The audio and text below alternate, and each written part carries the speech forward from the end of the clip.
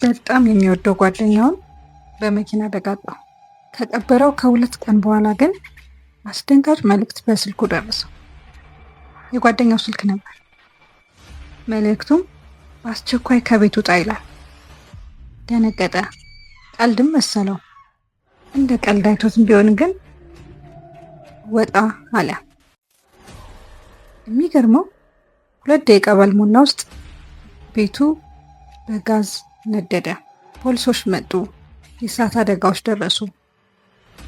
እሳቱን ካጠፉ በኋላ ምርመራቸውን መቀጠል ጀመሩ። ከዛም የደረሰውን መልእክት ለፖሊስ አሳየ። ስልኩ በእርግጥም የጓደኛው ስልክ ነበር። የሚገርመው ነገር ግን ስልኩ አብሮት ተቀብሯል። ማርቨለስ ሚዲያን ሰብስክራይብ አድርጎ ወዳችኋለሁ ባይ